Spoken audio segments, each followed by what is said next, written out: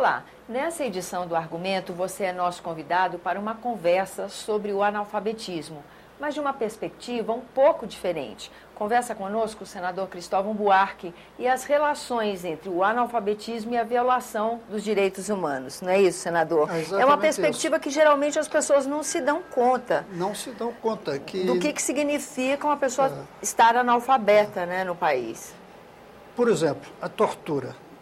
Torturar alguém fere, violenta os direitos humanos. O analfabeto, ele é torturado todos os momentos que ele está acordado e precisando se comunicar no mundo moderno só com letras. O analfabeto, ele não tem o direito de ir e vir, porque ele não sabe o ônibus que ele toma. Então, ele não está preso, mas ele não está livre. Ele não sabe o remédio que está tomando. Tem que perguntar a alguém. Ele está sujeito a uma série de coisas mesmo. Tem que perguntar. É por isso que os analfabetos não vão ao supermercado. Porque lá você não pode chegar e pedir. Isso você faz na venda da esquina. No supermercado você tem que ler. É verdade. Então, ele é prisioneiro. Ele, por exemplo, até costumo dizer, ele é violentado até no direito de desenhar a bandeira. Porque, diferentemente das outras bandeiras do mundo, quase todas, a nossa tem um lema escrito. O analfabeto não consegue desenhar a bandeira. Ele faz o losango, ele faz a circunferência, ele pode até fazer o lugar do slogan, do lema, mas na hora de escrever ele não sabe. E parece que não, as pessoas podem até estar se perguntando por que a gente está falando sobre analfabetismo. Mas tem uma fatia da nossa população considerável. 13 milhões de adultos. Pois e pior, aumentou o ano passado.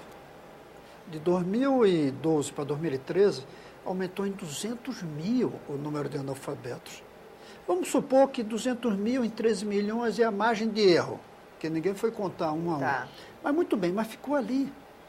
É um crime que não chegou nem a reduzir. Não chegou nem a reduzir. É um crime que a gente comete contra 13 milhões de brasileiros, não tê-los alfabetizados em tempo.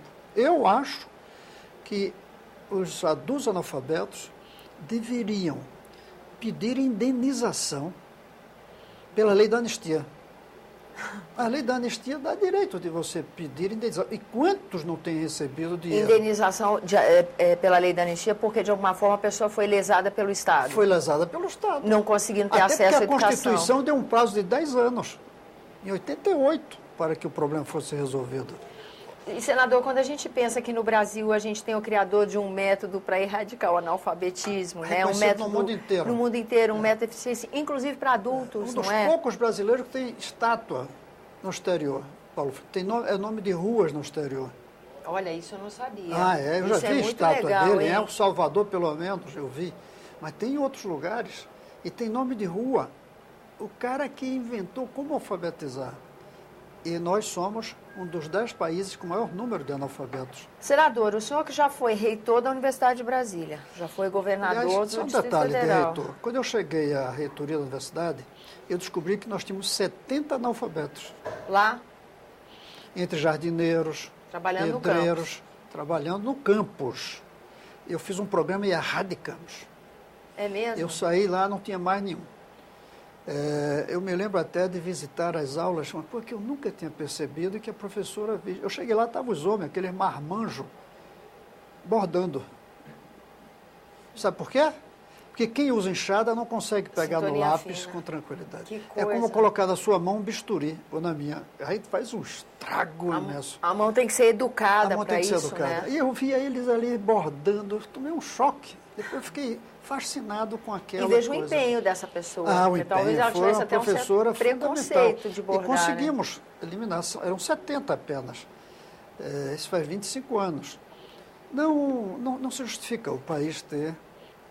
O senhor já foi ministro da Educação, senador envolvido com a Comissão de Educação do Senado, reitor de universidade. Qual é a sua expectativa em relação à educação no país? Porque, de várias maneiras, em vários pontos, o senhor trabalha essa questão, né, senador? A expectativa é que vai bem, não sei, irá bem, não sei quando ainda. Depois eu explico por quê. Mas eu quero, quando eu fui ministro da Educação, o que eu queria realmente era ficar na história como o ministro alfabetizador. Era isso. Tanto que criei uma secretaria para erradicar o analfabetismo. Criei um programa Passei a pagar aos adultos para que aprendessem a ler, como eu fiz no meu governo aqui. No meu governo, eu lamento não ter tido a perspectiva de erradicar. Eu disse, vamos alfabetizar. É diferente, erradicar e alfabetizar. E criei um programa Bolsa Alfa. Eu dava R$100, estou falando em 1995, para o adulto no dia que ele escrevesse a primeira carta, se ele fosse analfabeto. Nossa, eu tenho essas cartas hoje. Nossa, que emocionante. São cartas lindas, é emocionante. Até porque um direito humano violentado sobre os analfabetos é o direito de ler uma carta do filho, ou escrever uma carta para o filho. Isso é um direito humano. O analfabeto não tem. Você tem que pedir a outro para escrever. Agora, tem da que pedir a outro perspectiva, para então, do ler. mundo digital, piora bem, né? Porque do jeito que as... Sabe que pior ou não? Pode melhorar. Porque, por não, exemplo... a sensação de exclusão. A sensação de exclusão. Mas para alfabetizar, o computador a internet ajuda. pode ser uma boa. Até porque, como eu disse, não precisa mais bordar. Porque Você é apertar pode o botão. digitar. Isso a gente vê em motoristas de caminhão. Os motoristas de caminhão, depois que começaram a colocar um terminalzinho O GPS. O GPS é um terminal para que ele se comunique com a sede, passaram a escrever mais para a família, que só precisa apertar um botão. É verdade. Que legal. É diferente de você fazer a tal da letra cursiva. Realmente Então, o computador pode ajudar a gente a erradicar o analfabetismo. É possível. Mas voltando à sua pergunta, como é que eu vejo a educação? Porque o senhor Ela vai ter que melhorar, porque hoje você ser educado, instruído, que não é o mesmo, é como se você respirasse, é oxigênio. Ninguém tem futuro. Um dia desse eu encontrei 2 senhores que deixaram de investir em Alagoas porque não encontraram mão de obra qualificada no projeto deles. O projeto deles era de criação de cavalos. Nossa. E eu até perguntei, qual é a formação do vaqueiro de vocês? Disse, não, nós não temos vaqueiros. Nós só deixamos nossos cavalos com veterinários. Nossa. E que saibam ler inglês por causa da bula do remédio. Porque um errinho qualquer, são 3 milhões que a gente perde. Tem alguns jardineiros, tem cara que corta grama, mas a gente não conseguiu em Alagoas 10 veterinários dispostos a trabalhar para nós e que soubesse ler idioma estrangeiro para ler a bula do remédio. Então, quando criação de cavalo exige formação, exige educação, a gente vai ter que dar um jeito. Agora, quanto tempo vai levar e o preço que a gente vai pagar pelo adiamento disso, eu não sei. Aí está uma pergunta que outro dia eu estava conversando, até não estava nem no trabalho, não, a gente estava fazendo uma reflexão justamente sobre essa questão da educação. Com tudo o que se avançou até hoje, em capacidade de comunicação, mesmo agora com a ajuda da tecnologia, se você quer saber um capítulo da história da humanidade, está interessado, você entra no YouTube, você vê um documentário, em minutos você fica bem mais informado do que você estava. Todo esse acesso desmistifica aquela ideia de que investir em educação leva muito tempo? Ou ainda não temos jeito de queimar a etapa? Investir em educação demora mesmo, porque a gente vê, às vezes, uma ONG, um trabalho comunitário que dá saltos, né? Demora para ter o resultado, mas não pode demorar para fazer o que é necessário. Porque o nosso problema não é que a gente está demorando para ter o resultado, é que a gente está demorando para começar a fazer seriamente o que deve. A gente fica fazendo assim, aquelas coisinhas. O próprio PNE foi um exemplo disso, né, a gente vai senador? levando assim. Esse é o problema grave que a gente tem. Agora, que demora para ter o resultado, sim. Até porque não inventaram ainda pó royal para criança. Criança cresce no ritmo. Cresce no seu tempo. E a revolução educacional não será feita mais com os adultos. Não será. Será feita com as crianças. É um investimento para uma nova geração, mas devia começar agora. Mas só um detalhe, falando ainda de direitos humanos. Quer ver um direito humano que é negado aos analfabetos? A prática plena da sua religião. Porque você não pratica plenamente sua religião se você não pode ler os textos sagrados, a Bíblia. É verdade. Hoje em dia, antigamente bastava o padre ler na Igreja Católica. Hoje você já leu o livrinho. Os analfabetos não podem ler os cânticos. Ficam fora desse processo. Ficam fora, ficam excluídos. A gente esquece isso, como você disse bem, ao lado dos direitos humanos. É por isso que eu defendo que o programa de erradicação do analfabetismo no Brasil não deve ser no Ministério da Educação. Deve ser no Ministério dos Direitos Humanos.